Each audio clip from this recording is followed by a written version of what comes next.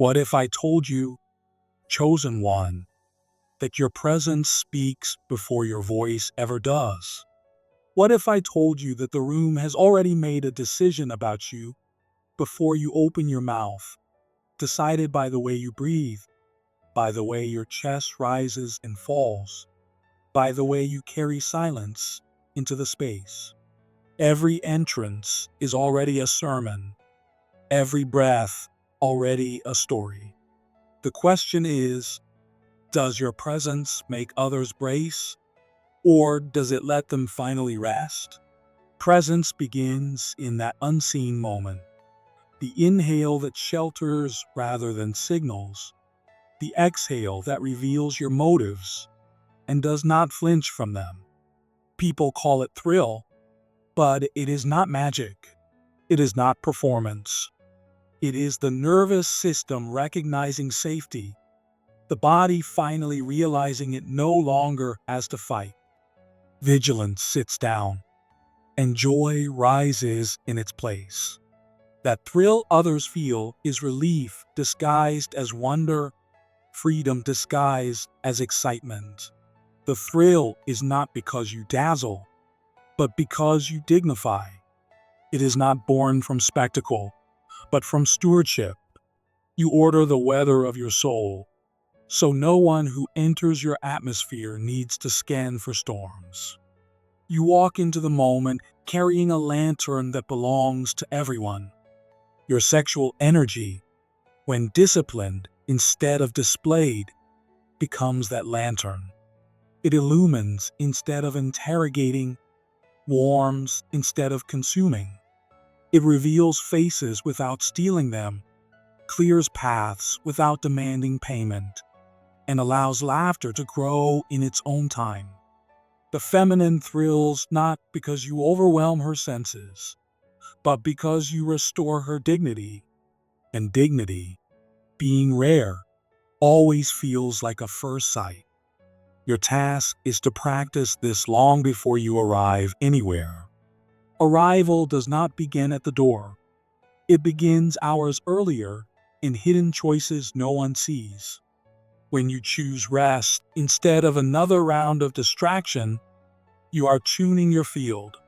When you keep a promise that could have been softened, you are teaching your power discipline. When you turn your appetite toward generosity, you are writing a law inside yourself. Desire must serve what is worthy. These private decisions season your fire until it no longer burns to be noticed, but steadies itself as a hearth. And a hearth does not demand, it gathers. A hearth does not boast, it invites. People do not come to a hearth to perform. They come to bring their unhurried selves. That is why your arrival feels like fresh light through a cleaned window, quiet, unannounced, yet blessing everyone who notices it. Your gaze must join in this work. A witnessing gaze returns ownership, but a collecting gaze sends invoices. When you look at someone, let it be a blessing, not an annexation. Let your gaze say, "You are seen, and you are still free." This is the thrill the body feels. The thrill of being recognized without being consumed. Practice in solitude. Notice beauty without claiming it. Admire without needing to possess. Let beauty remain sovereign in your sight. Then when you stand among others, your eyes will carry purity. Your gaze will feel like morning after long storms. Gentle, clarifying, safe. Carry silence as a craft, not a strategy. Silence that listens is generous. Silence that sells mystique is costly, and the room can always tell the difference. Hold stillness long enough for meaning to grow into its true size. Then let words emerge simple and clear. Simplicity is not weakness. Simplicity is power that trusts accuracy. Every time you speak from that ground, you lower the cost of being near you. Lower costs produce surplus, and surplus is what joy spends when it laughs for no reason. Keep your entrances humane. Do not take the room hostage with urgency you should have resolved alone. Do not audition your pain. Do not audition your brilliance. Enter with reverence. Touch the moment first as lightly as a craftsman feels the grain of wood. Then lay your weight where the grain can hold it, on kindness, on clarity, on pacing that guards comprehension. The feminine thrills, because your pattern teaches her body. She does not need to contort to be with you. Counterfeit intimacy demands contortion. You refuse to levy that tax. Presence is frequency before it is face. The thrill people feel is resonance. Two instruments striking the same pitch, discovering music larger than either could make alone. Tune yourself before entering any space. Align thought with integrity, posture with ease, tone with kindness, and let your sexual energy hum at the note of reverence. Reverence safeguards heat. It lets the room feel warm without being burned. Consistency is the tone that bodies trust. A yes that means the same on a Tuesday afternoon as it does in golden hour. Humor that never borrows dignity to buy a laugh. Boundaries warmed with care. These consistencies collect into a signal the body can relax into. In a culture of static, clarity feels like celebration. Think of your presence as a room with good acoustics. In such a room, whispers carry, and shouting is unnecessary. You create this by aligning intention with impact. If you want others to feel seen, do not use their stories as currency. If you want them to feel wanted, let desire appear as hospitality, not hunger. Hospitality rearranges the furniture of attention so the music of the moment can be heard without distortion. In that space, people cannot help but smile, and that smile becomes the glow others insist they see on your face. Fire must report to purpose, not appetite. Untended fire consumes. Untamed fire devours. Fire driven by appetite performs. But fire guided by purpose nourishes. Govern your fire with ordinary disciplines. Sleep is covenant with gentleness, not laziness. Work is training ground for integrity, not punishment. Movement is liturgy that keeps you embodied when abstraction tempts you away. Prayer is refueling motive until it burns clean, not a performance for applause. When you keep these disciplines, your fire no longer begs for oxygen, it produces it. People leave you restored, not realizing the miracle was born when you chose water instead of noise, stillness instead of distraction. Question your fire daily. Did you serve or just shine? Did you multiply or consume? Did you clarify or perform? Fire so questioned becomes faithful fire. And faithful fire is the quiet force behind every room that greets you like sunrise. The glow others see is often just the reflection of a house you refuse to leave messy. You repair aftermath instead of leaving residue. An apology offered at the right time, a boundary reset at the right height, a sentence reshaped with care. You do not dramatize repair, you complete it, and the house grows quieter and stronger. Quieter houses flatter every face within them. You learn subtraction. Remove sparks that distract from the meal. Remove theatrics that masquerade as flavor, but are only noise. Remove pressures that ask moments to carry proof they were never meant to bear. You do not arrive to audition, you arrive to season. Seasoning makes the ordinary taste like feast. The thrill returns not because you bring something new, but because you bring the same patience, the same steady flame. Your gaze, too, is consecrated. A gaze can be a net or a window. Nets trap, tally, and claim. Windows reveal, frame, and release. Choose windows. Look so others feel free while being seen. This freedom is so rare it feels like wonder. Train your eyes alone. Notice without conquering. Admire without claiming. Pause before labeling so your gaze becomes daylight, not spotlight.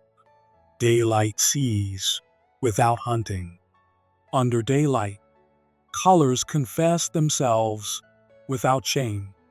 Let your eyes collaborate with your ears. You do not watch for leverage, you watch for breath. You notice when words land heavy and give patience. You notice when a joke hides a bruise, and you soften the floor for truth. In this coalition of senses, the body relaxes. Relaxed bodies give light freely, and that light reflects onto your face. People call it radiance. Often, it is simply the reflection of courage you made easier to carry. The thrill people feel is not adrenaline, it is relief. Relief is the bass note under every sustainable joy. Relief is what makes thrill clean. Excitement without aftermath. Brightness without death. This is the gift of your presence when it is prepared with reverence. Chosen one, let your vow remain simple. To be a place before you are a plan, a frequency before you are a feature, a climate before you are a claim. Let your fire serve, not prove. Let your charisma report to service, not appetite. Let your desire apprentice itself to wisdom. Stay in tune with what is true, and every meeting will feel like sunrise.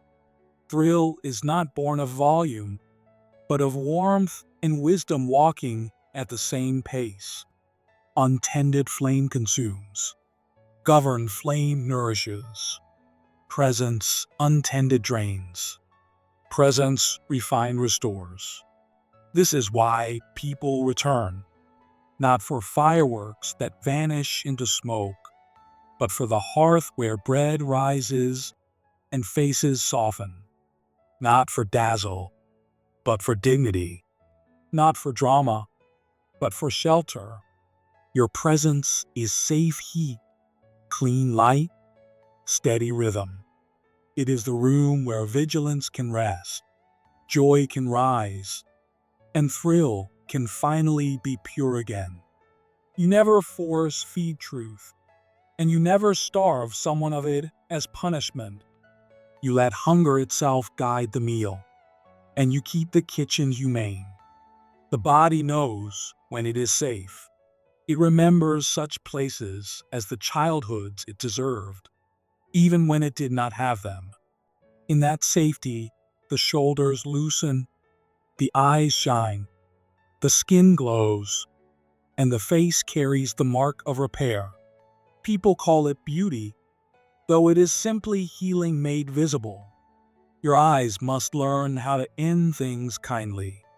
When you look away, do it as a blessing, not as rejection. Let your gaze leave with a nod that memory can hold, a gesture that says, I was seen, and it was good.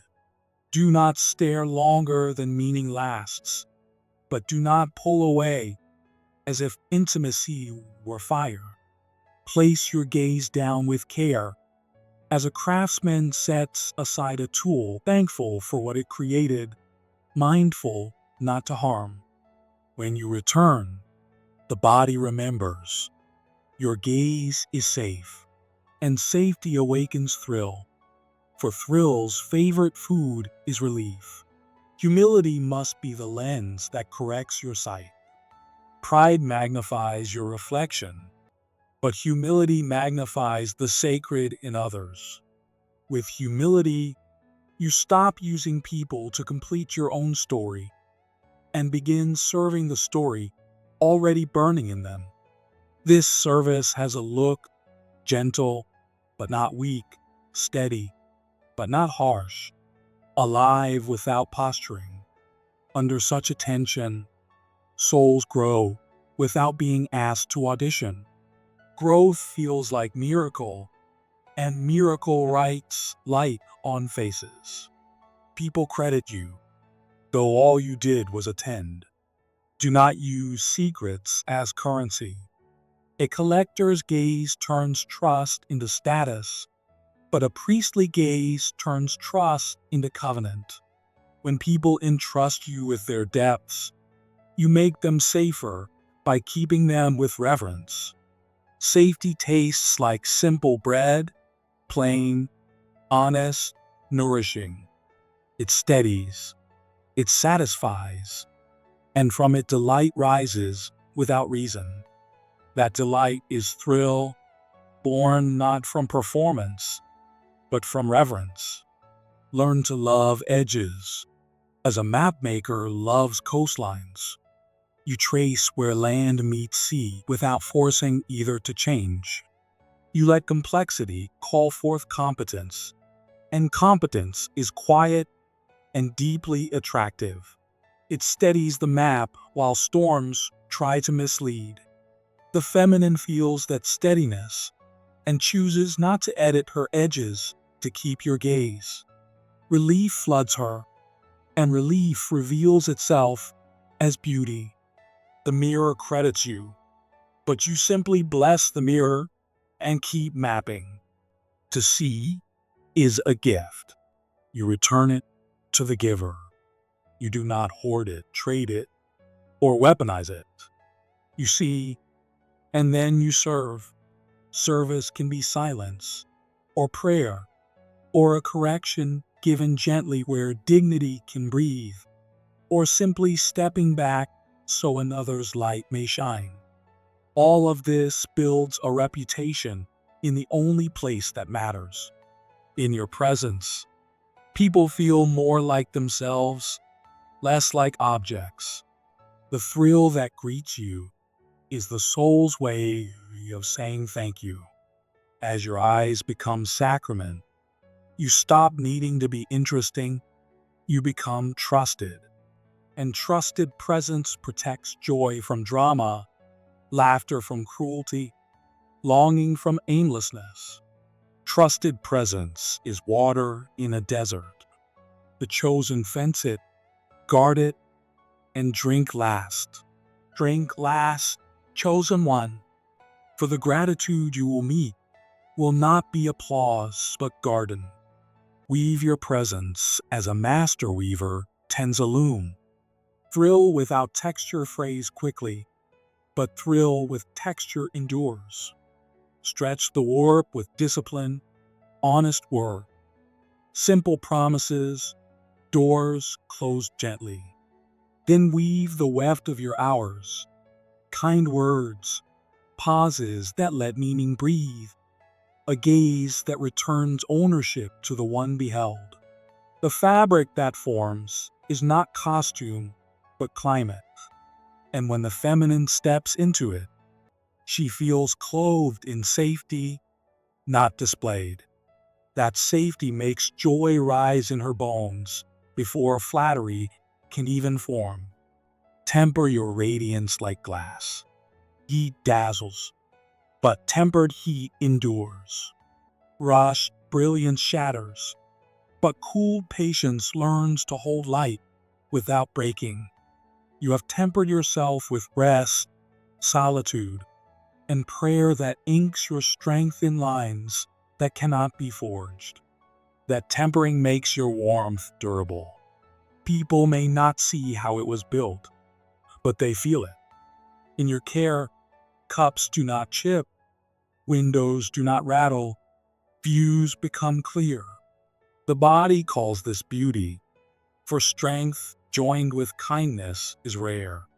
Your energy becomes music, percussion measured, strings sustaining, winds breathing with the room.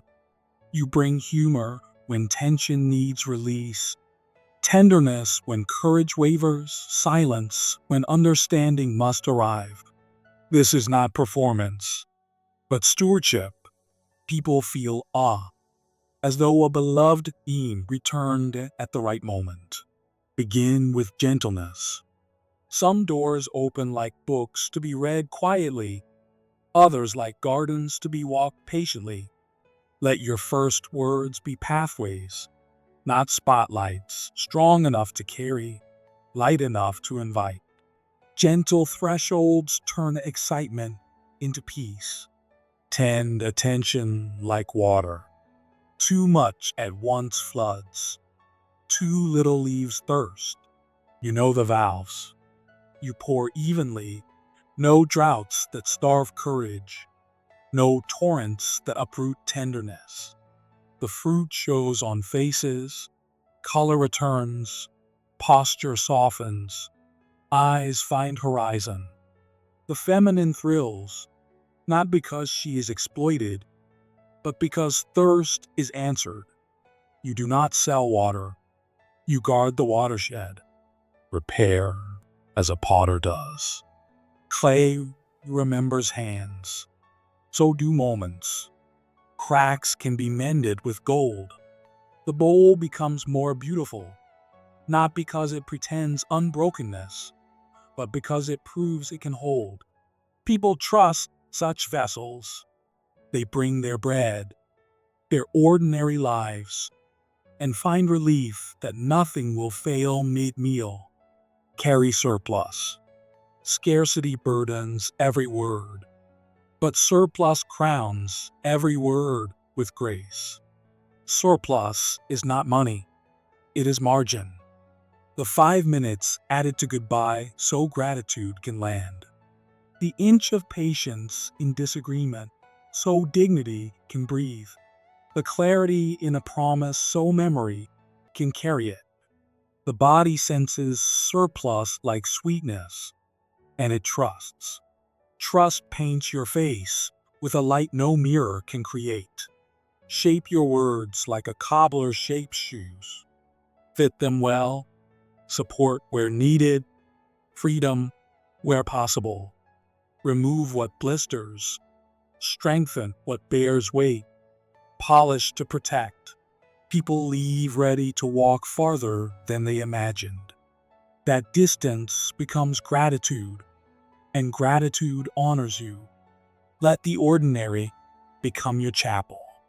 The phone turned face down when a human turns face up. The quiet door. The kept appointment. These are liturgies that either crown or crucify attention. You choose coronation. You lift the ordinary until it becomes holy. In such rooms, truth sounds good at a human volume. Faces freed from strain radiate. Light freed from begging gives itself freely. And this is the miracle beneath the words. So thrilled to be in your presence.